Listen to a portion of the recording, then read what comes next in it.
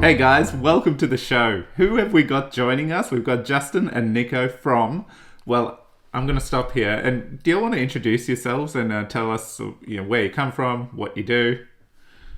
Sure. My name is Justin. I'm business development and product lead here at Serenity Shield, and I come from the East Coast of the United States of America. And Nice. my background is in small business ownership and management, and I'm here in crypto because I think that the tech needs to be used as tech, and I found a great team to fall in with and build something cool. Cool. That leads nicely onto myself. So my name is Nikos. I'm the head of marketing and communications with the Serenity Shield team and project. And like Justin, maximalist advocate for the use of blockchain technology. I've been in the cryptocurrency space now 4 or 5 years. Previously, I actually came across the space through my past in Forex trading and delved into the world of crypto trading, done very well, then done very badly, then created forum groups and self-help groups, and through that met a lot of people that are now in the team that forms Serenity Shield, and from that we created a brand and vision around what we believe in, and we'll explain a bit more today about what that is.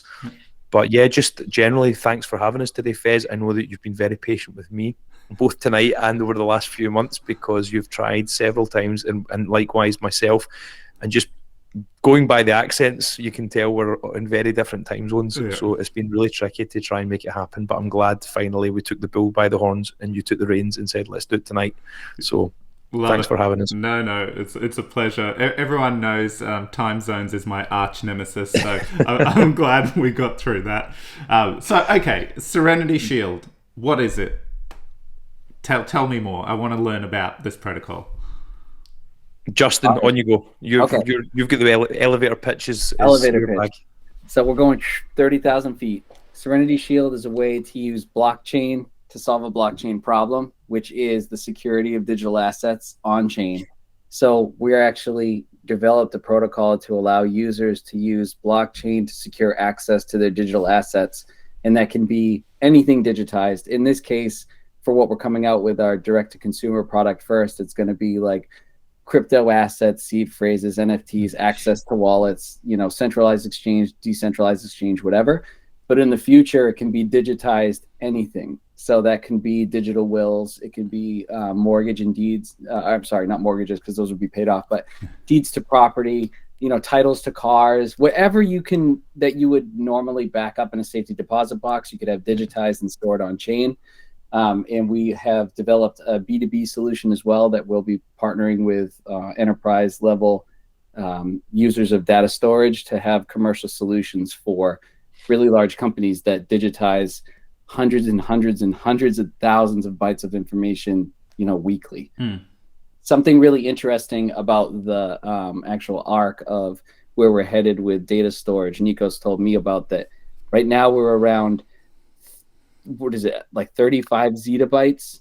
Yeah, I don't think anyone knows the exact number, but I think going back in recent surveys that were carried out a couple of years ago, it was around about 33 zettabytes, and projections set to be as much as 175 zettabytes by 2025 in the IDC's projections, the International Data Corporation.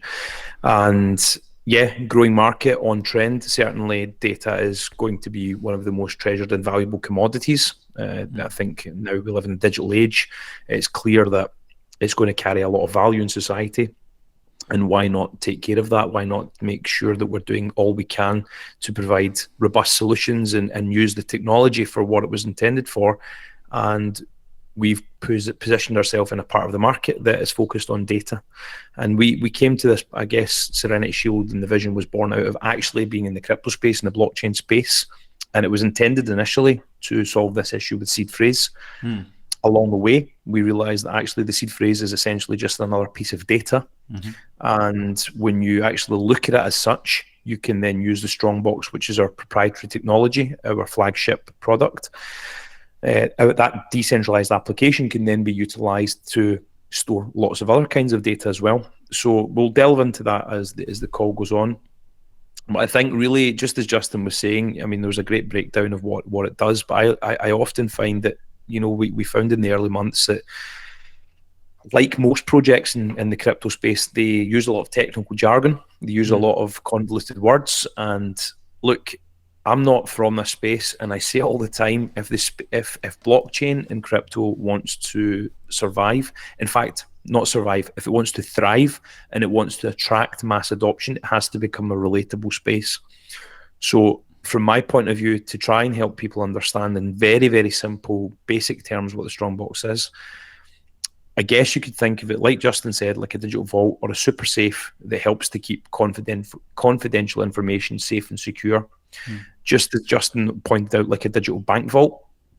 And it works by taking that confidential information or passwords, and it breaks them into 3 pieces of information, which we know as NFTs, a bit like a jigsaw puzzle. So they act as 3 keys. And the important thing is that you have to have 2 of those keys present to recover that information. And we'll go into that on a more technical level as we progress through the call. But fundamentally, if someone tries to take your information or steal that information, it would be impossible to do that without having 2 pieces of the puzzle. So there's various mechanisms and layers that we put in place to prevent that. And that builds a really secure, very encrypted, robust and easy to use remote access, let me say, anywhere, anytime solution on blockchain. So, I mean, for me, it's the natural progression that we've seen going back from the early days of floppy disk to CD. CD went to, I don't know, mini disk for some people for a while. And then from mini disk, I think it evolved to USB pens and then hard drives, SSDs. And now we're at Web 2's last point for me, which is cloud technology. And cloud technology, we're all saying, question mark, what is next? Is it blockchain technology? I would like to think so. And I think that when you go to these conferences and events and you hear forums and you talk on panels, you hear all the buzzwords, Web3, Web3, Web3. But very rarely people are actually coming forward with real tangible use cases. And I think part of the problem for that stems from that we're working in silos and we're not working collaboratively as an industry to solve that problem. And what we're saying to a lot of our partners and people in the space is, look, Serenity Shield is just one tool. That's all it is. It solves one small problem, but that one problem is a problem that removes a barrier to entry. That tool, along with another tool from the space, from other networks, from other chains, that then enhances the offering to a new user. And then you add extra applications, extra networking tools on top of that, and what you find that you've got is a full ecosystem. But this will take time for the industry to come to terms with that. And I think it requires a viewpoint of removing the selfishness and removing the position that your product comes first and everything round about you isn't happening. You really have to open your eyes and see what's happening in the industry. And when you've got so many projects and products popping up every day, all the time, it's very difficult, particularly when things were in a bull market, when there's so much noise. People aren't actually seeing or hearing what's going on. They just go for the hype. It's a bit like being in a casino. And now the bear market provided us with this perfect opportunity, because at no point did we approach this as a crypto project. We approached this as a technology. So that's kind of a little bit about what we've tried to solve, how we're solving it, and I'm sure you'll have questions from that. Yeah. So I want to step back. Okay. I am a user. I've heard of Serenity Shield. I'm like, okay, you've got your Strongbox. Tell me how I can utilize how can I utilize your service, and what am I gaining from it? Like, in a very simplified manner, so that everyone has a lot more context as to what's happening here. Sure. So decentralized app that you can connect to using any DEX wallet that you like. So roll out on our website, there'll be a button that just says Strongbox. You can either create or access one that you already have. You connect your wallet through your phone, and once you create your dashboard, you're free to store any sort of digitized information that you want in a Strongbox. You can also leave so like passwords, anything like you want to keep securely. You can enter that information in the Strongbox. 100%. Okay. And you also will have the availability to sign up a nominee, essentially, to take control of your assets if you were to, even not, like, we talk all the time about untimely death, but end of life planning, you get old. Everybody dies. You know what I mean? And you don't have to have a middleman where you have an attorney that you might not trust to carry out your wishes when you're in the afterlife. Smart contract's not going to do that. Smart contract is going to execute the way that you want it to, which brings us back to what Nikos was saying about using technology for the basis of what the tech is designed to do. It's supposed to be programmatically operable so that people can't be in the middle to make, bad, like decisions like a bad actor or to benefit themselves, to maybe screw somebody over. Like, the tech won't do that if it's set up properly. Really, that's, I think, at the crux of what everybody talks about, what they want out of Web3. They want to use the machines, not be slaves to the machines, right? Yeah. And like, that's the whole idea. We want to use the tech for the best part of it, which is it's going to carry out exactly what you ask it to. And that might be leaving some Bitcoin to a kid, or your wife or whatever. Okay. So you've got all this, you've got a platform where people can put all their secure information. I guess one of the biggest challenges, well, not for users, existing users are just used to it, but like, I'll take my wife for example. Like, when I talk to her about crypto, I'm like, this stuff has all the seed phrases and this and this and she looks at me and goes, I won't be able to do it. There's an added layer of complexity when it comes to accessing that information. God forbid anything happened to me. So how does your platform solve this if I'm using this Strongbox as a digital solution to store all my information, and it's using blockchain in the background to, break up the information that's turned into NFTs and then broken up, what I assume is encrypted, etc., etc. How is your platform is it helping or solving this issue? I think, first of all, the part you have to do before you even get there is we have to educate ourselves about what we're doing first and foremost. So if we're holding digital assets, what have we done up to this point to tell our loved ones how to access wallets? What did we do before all of this? We didn't do it. For most people, we still haven't done anything. For most people, this is what they class as a speculative investment, and before long they'll realize that actually, what, they're holding a portfolio, they're holding value. This actually isn't a game. This is real life. And they wouldn't do it in any other facet of their life. They wouldn't do it with property or with a car. They would have some sort of plan or a will or something in place. Or, to be honest, sometimes it would actually be sorted, as Justin said, by a lawyer if there was no will or anything in place. What we're dealing with here is a decentralized solution to a decentralized problem, right? That's what that is, first and foremost. And I always say to people, the seed phrase, for example, I don't think people really think of it deeply enough. I know it's I'm getting a bit philosophical here, but as a marketer, and what I'm trying to do is trying to help people's psychology open their mind to what they're holding in their hands. We typically think of these things as passwords, but if you actually think about what it truly is, and we've done this very recently in an example where we created a replication of what a seed phrase would look like, and we replaced the words with things like legacy, family, freedom, autonomy, decentralization, flexibility, equality. That's what your seed phrase stands for. It's everything that you chose as a reason to enter the space in the first place. So entering that space, and why I'm coming back full circle to your question here, when you realize all of that, you have to understand we're in a very complicated space. This is not the kind of conventional world that we were all used to. And as such, it definitely is. I think we would be crazy not to acknowledge that at the point in time we are as a sector, as a group of people, we still have a long way to go to remove those high level barriers to entry. What this does do is it provides a layer or a peace of mind that should something happen, that it doesn't just die with you. It doesn't just go anywhere.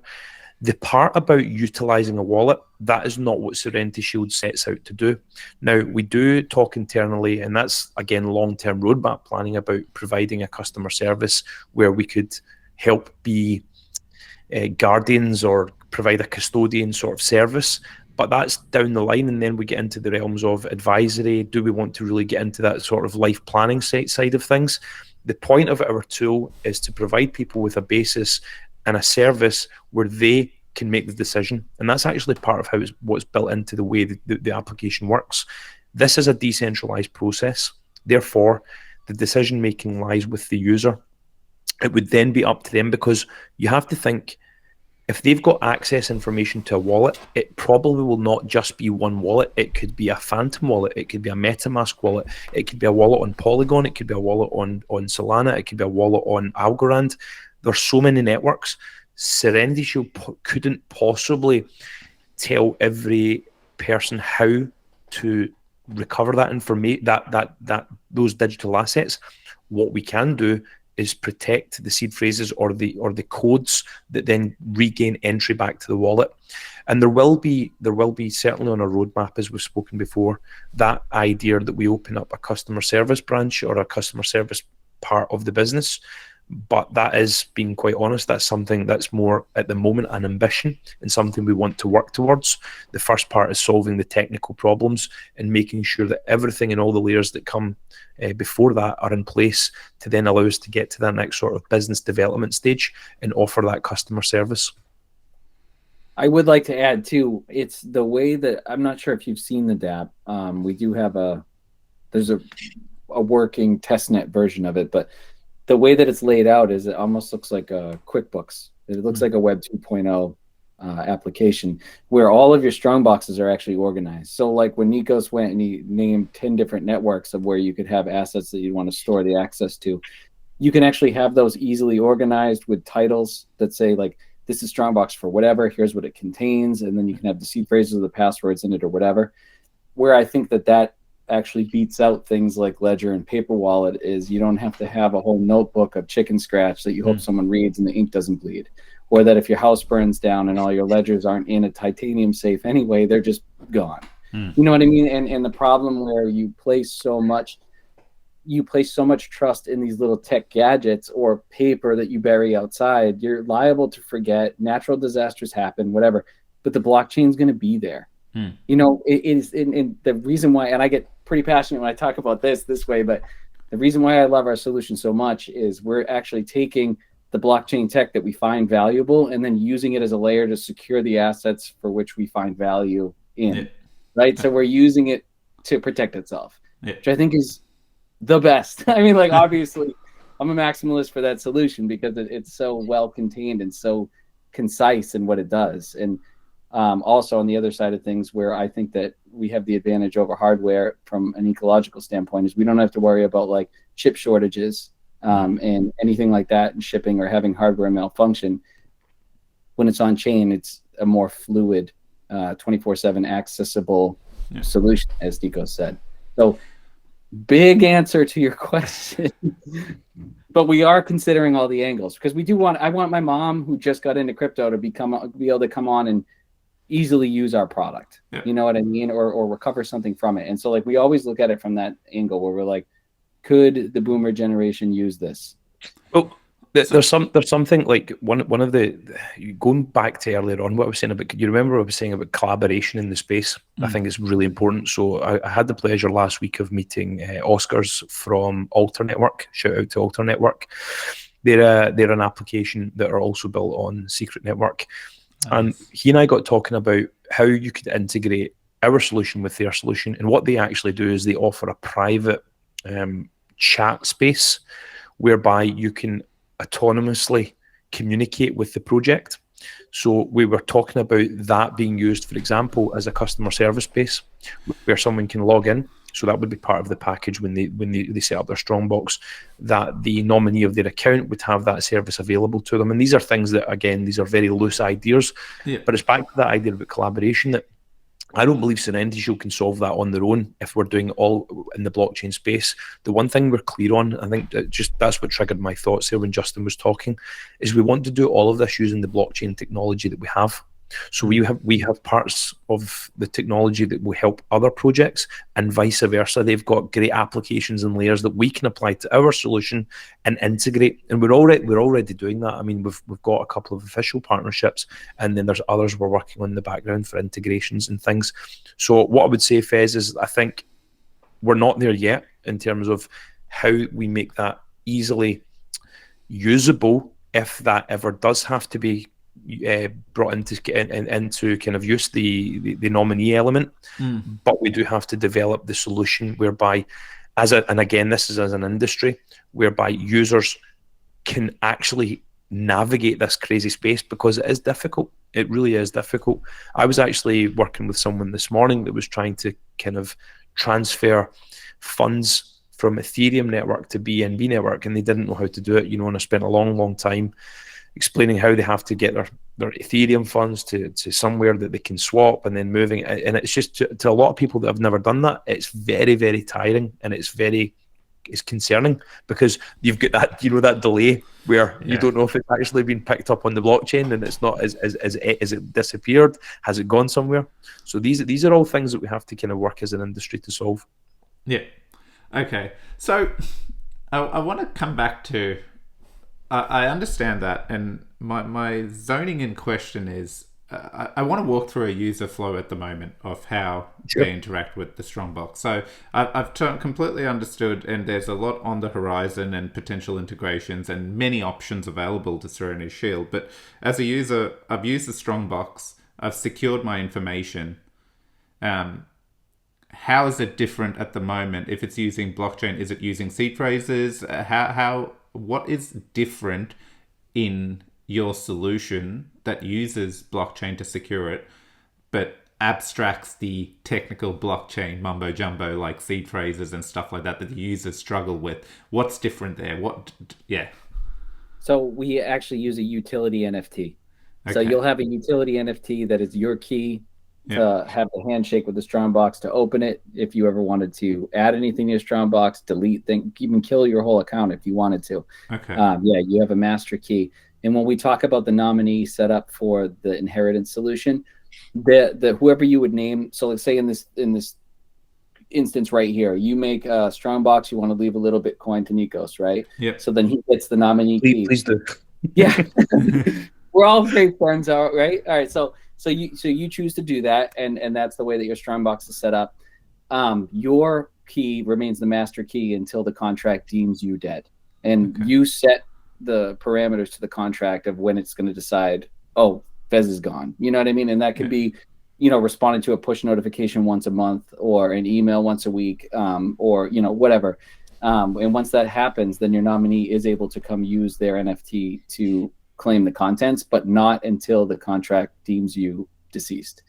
So because we do get that question too, where people are like, well, if I name a nominee in this instance, say my wife and I split up and she's pissed at me and she wants to come get what's in my Strongbox. Well, as long as you keep up with telling the contract that, hey, I'm still here, your nominee can't use that key. And because you have the master key, you can even remove them as a nominee from your Strongbox, which is a lot easier than divorce proceedings in the United States right now anyway. You know what I mean? Like, I don't want to go down a creepy road or whatever, but when you start splitting up assets, when you decide to get divorced, it's really, really messy. In this case, you'd be like, well, at least you're not getting my Bitcoin. Check. Yeah. Right? Yeah. And whatever. But not to go dark. No. Okay, that works. So, okay, great. So that's what Strongbox is. And with the particular NFT as the key, how does that... does your portal allow you, what's the sign up process? This is what I'm trying to get. Does a user require a wallet? Have you used the new trend that's kicking in where you can actually sign in via an email and register everything, so it's abstracting the Web3 component from the user using your protocol trying to enter the Strongbox? Or for the moment, is it still using the old-fashioned wallet, sign in, you have your address and you get your NFT, etc.? So for right now, iteration one of our product would be, say you had a Phantom wallet that had some whatever in it, or Trust wallet, MetaMask, whatever. Yeah, you would need a decentralized wallet to protect the assets or access to those assets in step one. Okay. But if we want to talk about the 5-year plan, and I don't know if Nico wants to greenlight me to do that. I think we go for it. Okay, so 5-year plan, we want to. We're working on the partnership with Uniris from Architect. They have a biometric solution that is so accurate that it will measure the amount of blood flow in your capillaries from a fingerprint standpoint. Our goal is to go even a step beyond the single sign-on and abstraction of Web3 and make it so that people's seed phrase is their finger. Yeah. So in essence, assuming we have success with this in 5 years, I have my Strongbox on here. I want to make you or Nikos, a signer as my nominee. We're in completely different time zones, 12 and 6 hours apart, depending on how you look at it. different continents. You know what I mean? All over the planet. Yeah. I just say boom, and I want that to go to you, and you would get a push notification that you could just authorize. So the idea that you sign with your finger, the idea that we would have an app in the Apple Store, the Google Play Store that anybody could download and use, and that you wouldn't need a Dex wallet to participate with it. Yeah. I mean, but you would always need a Dex wallet to get. I think in that way it would work more because I do want to make clear, we're not a wallet service, right? So we're a security layer to protect access to the assets you have right now. I don't know where we're going to go in the future, but in that 5-year plan, the fingerprint push notification that I can send to my wife when she's in the Bahamas or whatever, because I set up this thing and I say, hey, I really want you to just sign on this so I can get it out of my head. She wouldn't have to have a wallet to accept the nominee, but I would have to have a wallet for something to protect.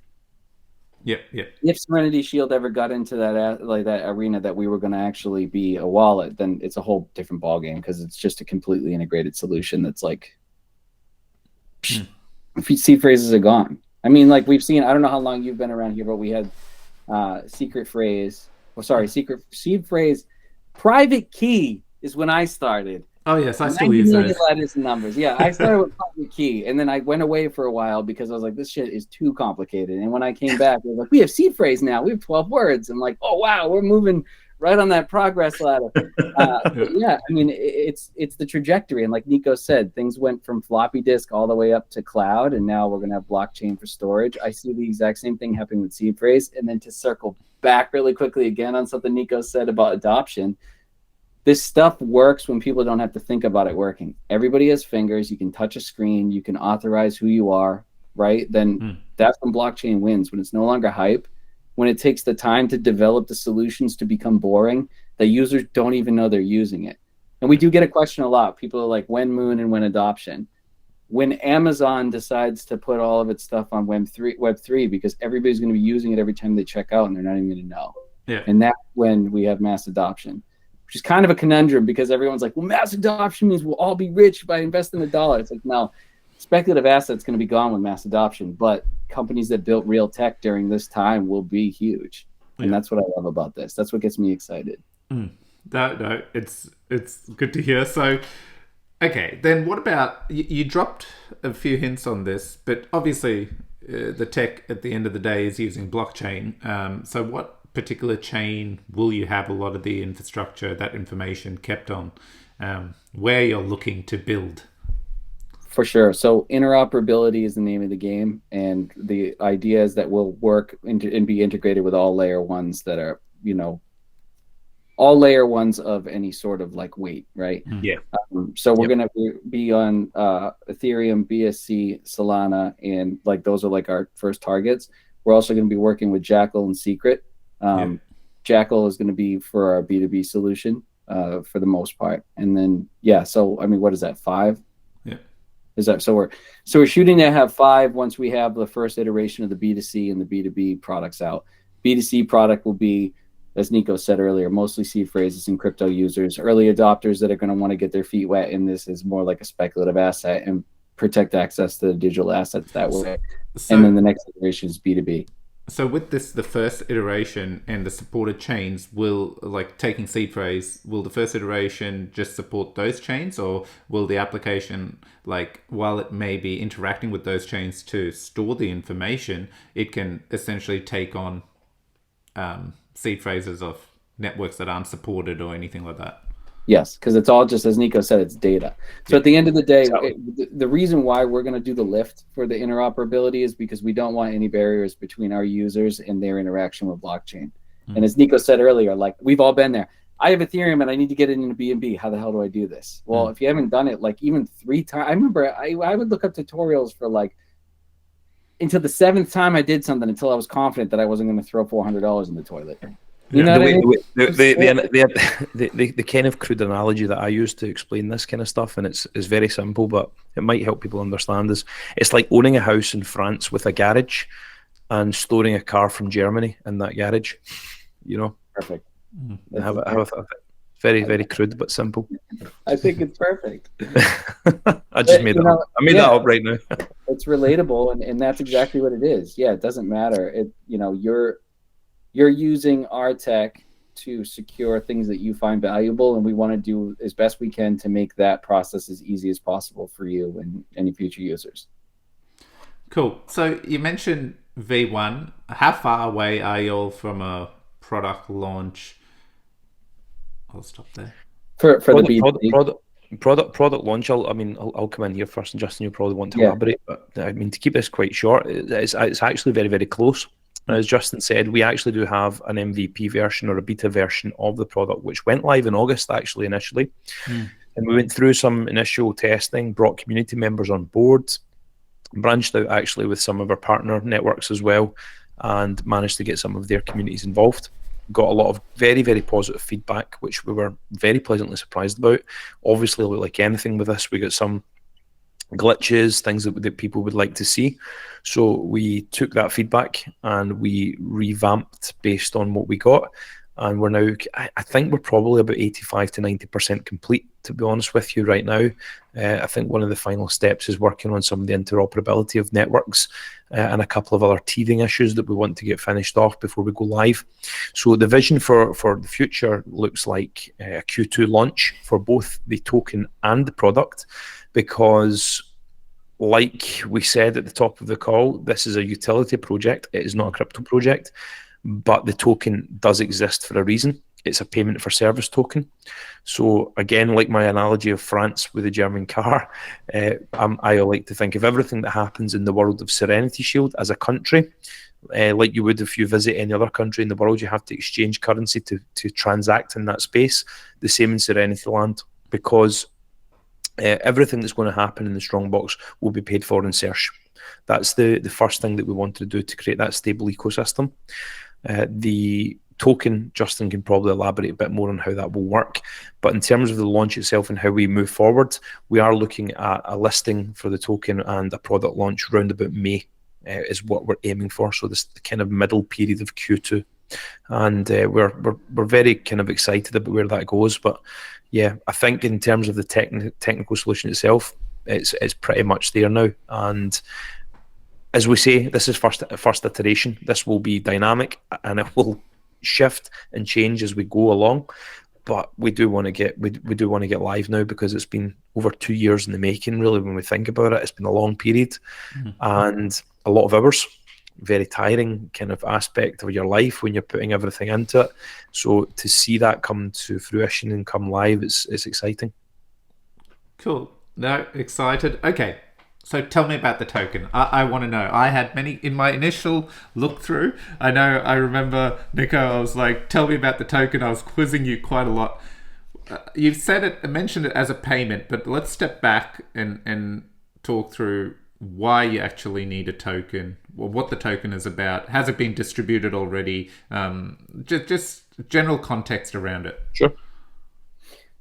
So from a utility standpoint, it's going to be the center of the ecosystem of everything we do with products and services. So buying Search on the chart and then going and redeeming it with Serenity Shield for use of our products and services, that's like the currency exchange you would do in any country, as Nico said.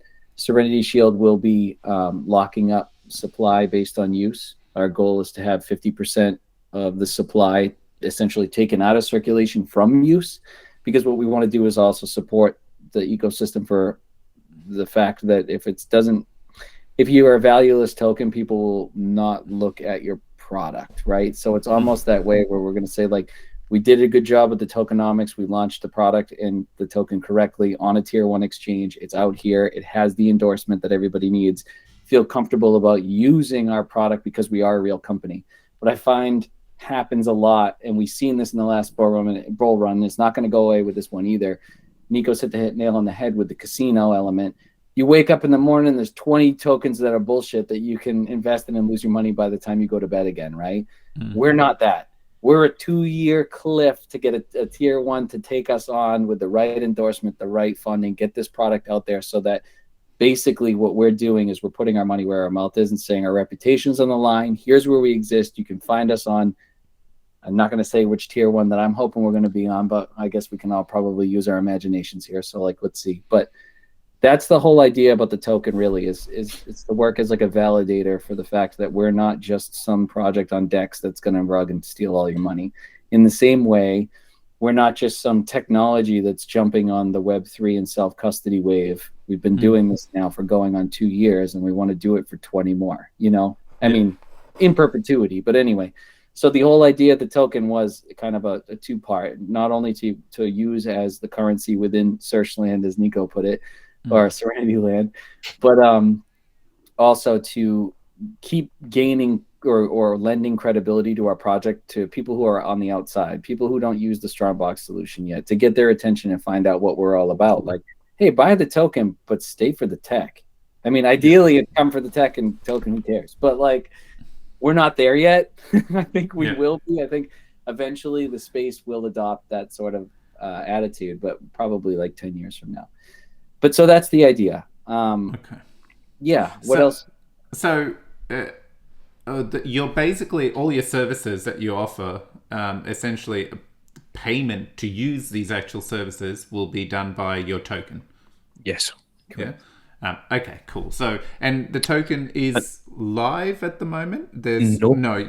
Okay. So, and also, I'd say as well, like, this is where if you recall what I was saying earlier on, I said that this is our flagship. I used that word very carefully because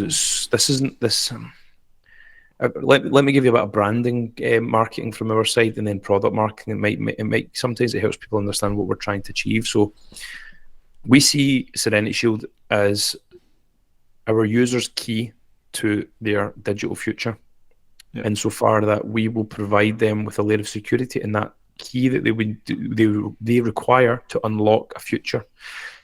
That should tell people about what we're trying to achieve. This isn't just one product. It's intended to be a suite of products. They still have to go under development. And when you look at it from a product point of view, when you look at the Strongbox, which is that proprietary technology, we're looking along the lines of protecting your data, making data safe. That's what we do. That's what that product does for now.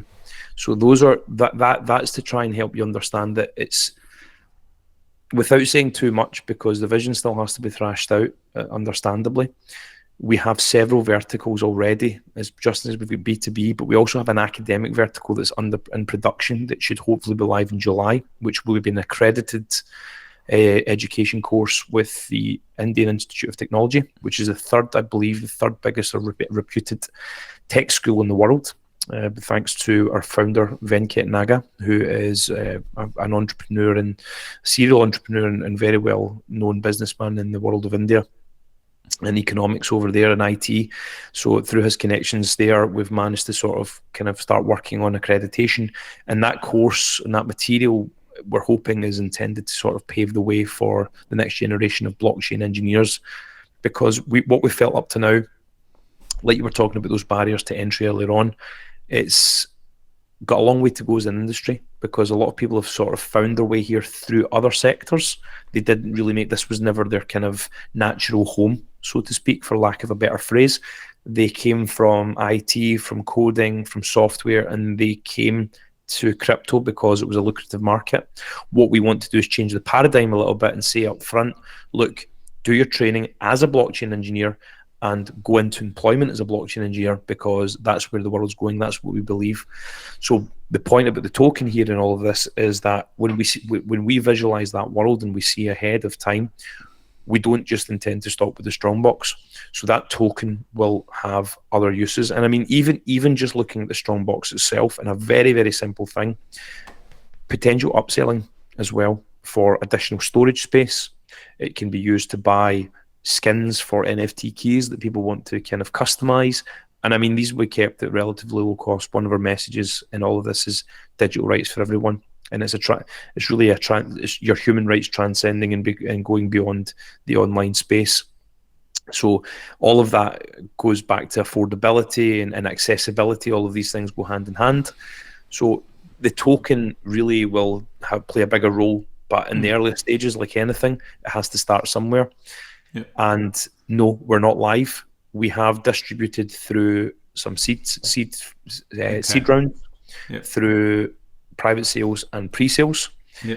But the next phase, to answer your question, is we're looking at as an ICO or an IDO or an IEO. which was planned and is planned for roundabout, as I said to you, kind of end of April, early May. Yeah. And we're still in kind of advanced talks now with tier one exchanges to see how we do that, and also decentralized exchanges as well, because that's something else we want to have availability in both spaces. Okay, cool. And I guess I want to put some more context around that. I'm not token. I just find it interesting that you'll have a token, and I'm trying to understand, because I see your product as a utility. Like, it literally, in my eyes, token irrelevant. A user will come to Serenity Shield to go, I need to secure my shit somehow and not worry about, that's why I'm coming there and using your strongbox. You're stripping away all the complexity, and at least I know if anything happens, there's a system in place to deliver my information to the right party. For me, all that token adds a layer of complication. This is that's why I was quizzing. It was more not about the moon, when token, all that. It's a fair point.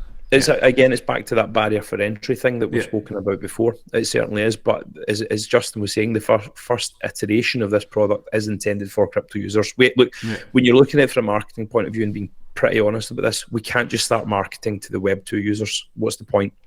Most of them don't hold digital assets. The people we're trying to help initially are crypto users and people that actually hold digital assets and have wallets. That's our go-to-market strategy right now. And our go-to-market strategy isn't just like based on nothing. We have a clear vision of geographic location for our business model and for target audience based on demographics as well for the first iteration. There is a lot of conversation in the background, especially for the B2B model, where we would actually do the conversion on behalf of clients that utilize our service that don't want to get into that crypto part of it. Well, this is my next point. That for them. That adds a layer of complexity, because if they have to worry about tokens, it's like, Of course it does. We're not naive to think that this is going to make it all so simple. But at the same time, as Justin said, we are a Web3 product. We are a blockchain technology. We do believe that the token will be utilized in several other ways in conjunction with other products and services. And also really fundamentally bringing eyes onto the product through community programs, airdrop schemes, things that we can do that can really sort of enhance the offering as well and get people interested. Yep. Cool. Okay, Before we go further, just to say, my camera may cut out, but I will still be here because my battery's very low. Okay. Okay. No, all good. Look, I think we've covered quite a lot today. Is there anything I haven't touched on, haven't asked you that you want to talk about? I'm sure, but we could go for hours. So, because. Like you mentioned. What about the thing I'm most excited about, we haven't spoken about, that really gets me excited, is the B2B model, to be quite honest, because that to me is the revolutionary technology, what we're bringing there, and that's probably something you're not familiar with. So no, hit me. That might be good to sort of brush over and let you know a bit more about what we're doing there, because what we do have is a truly pioneering technology there that will revolutionize data conversion from paper to electronic, and then how we store it. And we've actually we've done a press release on this last week. Was it last week or early this week? And what fundamentally has happened, we have paired up with a 15-year-old Web 2 company who currently have clients such as Library of Netherlands, National Geographic, Time Out. They work with their archive files, old information that's paper copy. And they have a software that digitizes that information and then converts it into a repository of searchable information, which is really neat. So it's really handy for things like medical records, for archive information. Sorry, guys, I'm still here, as long as you can hear me. Yep. Yeah, we got you. That's good. So the plan moving forward is that our partnership with those guys, Contentra Technologies, means that with our blockchain technology, they can now have somewhere other than a cloud service to store that information, which is an amazing use case for Web3 and really something big. But on top of that, with Contentra by our side, we can also offer the digital conversion service to our clients, and then have on the back of that the Web3 storage facility as well, which has never been done. This is pioneering, one of a kind, first of the time. So that in itself, when you start to think of the use case there for paper, I mean, My past life was working in conservation architecture and property, and I looked after a lot of the national libraries in Scotland and museums. And even to this day, we have one copy of old drawings, records, medical records, all sorts of data files. Just mind blowing that we still haven't found a way to kind of digitize that and store it. They can store it, but the cost is so astronomical in terms of cloud and everything that's out there right now that it doesn't make it financially feasible.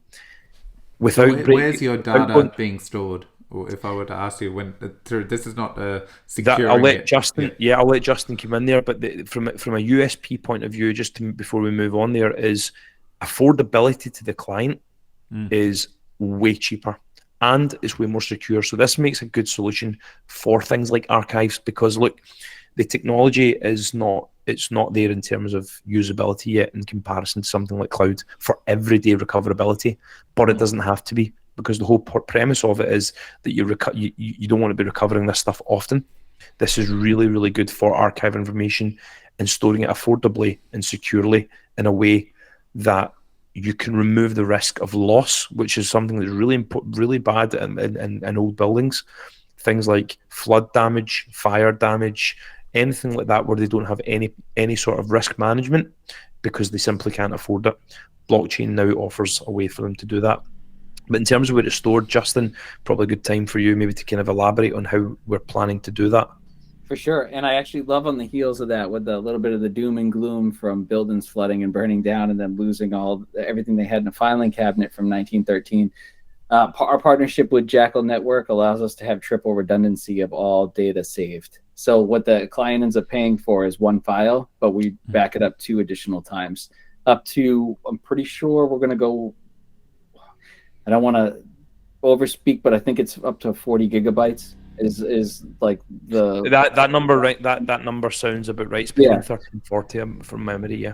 And the triple redundancy thing for me is also a massive edge, because everything that, if you were to have something happen to your computer or access to your computer as you're doing it, you have a file out there 3 times in triplicate. And I mean, how can you get better than having 3 times on blockchain, to recall? And then, as Nikos also said, from an affordability standpoint, our goal is always to offer these services as cheaply as possible while also being able to responsibly maintain an actual running business. And we all have background in traditional Web2 business company, not from the standpoint that we're disgusting, but I mean from the standpoint of we understand what makes a sustainable model and how to keep it going and why that's important. And you can't continue to serve your users secure product if you've gone under because you gutted the company with all the VC or whatever. So it's not the way that we're going to operate. Also, what's very cool right out the gate is a product first company, and I know I'm kind of getting away from that a little bit, but I just wanted to hit on it. A product first company means that we will have revenue stream from the use of our product. So we're not reliant on the speculative nature of a token, as we were talking about before. That's kind of why we were saying come for the token, but stay for the tech and the business that's self-sustaining, because we've built the business plan to work on the actual software that we've developed. There was one other point. Oh, the final point. You can really get a window into the way that we think here when you start to tie together the fact that we're using blockchain to secure blockchain assets, but we're also partnering with companies that allow us to offer new services to our new clients, right? So partnering with a big company, give them the data storage that they need, and then buy and or resell their services again, so that we're actually creating an ecosystem with our commercial partners, not necessarily just within our own little realm of what we're going to say Serenity Shield land is. And that also harkens back to what Nico said about we would just be one tool in a suite of tools to create sustainably secure data storage. And that goes Web 2, Web 3, Web 2.5. Anybody that we work with, we're looking to see how do we work synergistically so that everybody benefits and we make the strongest product possible to put out there to the public.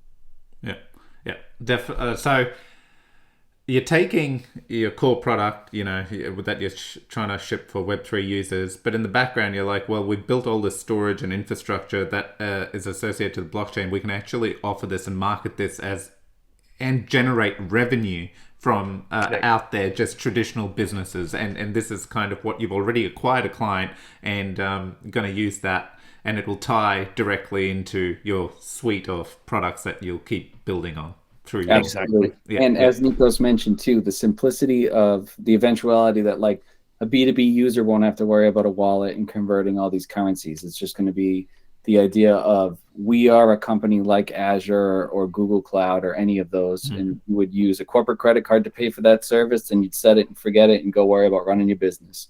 And that's the way that we want to put that forward. But yeah, it's really the idea that this entire thing started from a group of people talking in a Telegram about, hey, one of us got screwed and scammed. How do we protect this? Can we make a smart contract to do this? Can we protect ourselves and protect our assets as a group using blockchain? And then it snowballed into a whole team. And 2 years later, we're having this conversation with you. Yeah. You know, it's just freaking awesome. I love it. Yeah, no, it is great. It is great. No, excellent. So that's a good use. Is there anything else you want to talk about that I haven't probed? I think it's a great taster and a flavour for tonight. And look, I think what it does do is it gives us a great platform to come back again and show how we're getting on in a few months and discuss that. I think that B2B model does show one thing for me though, and I hope that others in the space sort of take note of this. My parting comments are that for blockchain to sort of move forward and to survive, back to the point I made at the start about collaboration, it really is something that people need to start treating more like a business. Business is something where you put in logic, you put in planning, you put in strategy. And the reason you do all of that is because you have to try and stay afloat. And to try and stay afloat, you then have to try and plan ahead and think about the next year. Because you're going to have competitors coming up, you're going to have new challenges, and that's why we always have to think we can't stagnate with one product. We have to redevelop and we have to reinvest. That's where the enjoyment comes for us, because it's not just a kind of pump and dump token that's been done before. For us, this is about creating a legacy and creating something special, and you do that by partnerships. You know, and that's something I talk all the time in partnership terms. Even if we take the B2C model, Fez, really thinking about that realistically, are we going to go every customer one by one knocking their doors? No. I mean, it would be ideal, it'd be great if we could do that, but people don't get excited by watching a 10-second clip and think, you know what, I'm going to use Strongbox tomorrow.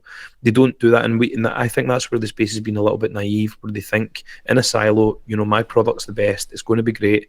And you know, the sad thing is a lot of the time they have got a great product, but people don't understand it. There's too much noise. You know, by the time they scroll through your advert on a phone, they've got something about sport, they've then got something from a celebrity that's eating something they shouldn't have, or whatever it might be in the news. Their feed is just bombarded with noise and nothingness. So for you to be relevant in this day and age is difficult. So the way to do that for me is B2B2C. And even like, you know, you're looking at wallet integrations whereby users don't even know that it's there. You know, they have the option built into the wallet. That's where Serenity Shield Strongbox would fit in for a client. Yes, of course, they can go and download it and use it for themselves. But for me, the ideology would be that we work together with partners, and that's what we're aspiring to. You've got use cases that haven't even been thought of in the world before. Like, we're moving towards a time, and I know for a fact, because I'm working with projects just now that are categorically on the path to being the first project to pay employees, and I don't mean their own employees, I mean employees of companies in Web2 space right now in stable token, in their own stable token, which can be recovered as a payment every month as a salary. That is the intention. What will every one of those employees need? They will require a wallet. And one of the layers that they want to apply, for example, is Strongbox. Now, that will be a very small sample group, but it shows you where the industry's moving. It shows you where we're trying to go. I don't think tomorrow everyone's going to start picking their company and employees in stablecoin, but you know, there are people that are working in blockchain. This is how they do it. They eat, live, breathe, sleep this stuff, and you can see where those integrations make sense. It makes a lot of sense that if you're paying someone every month a stable currency, you want to back that up with a layer of, yes, they can recover that if they ever are careless and they lose their information. It's just silly. It's not even about heritage. It's just about day-to-day recovery. I've done it myself, and I'm telling you guys, this is a real true story, okay? I told you at the top of the call that why my camera's not working. I dropped my laptop.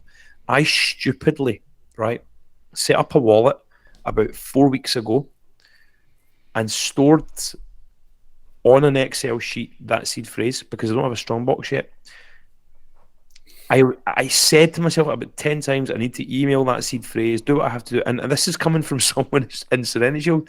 I smashed the laptop, as I told you, cracked the motherboard. And thankfully, you know what? I got it back about 2 weeks ago. I went to an IT place, and it cost me about £100 to do this. It wasn't just that file, by the way. There was other things. There was PSD files, Photoshop files, just silly everyday things that you need, templates. And it was like £100 to recover it. And that seed phrase was stored on an Excel document. So if anyone says, yeah, but it doesn't happen often, I genuinely mean that. I swear that was a true story. And this is after me preaching for 10 months straight.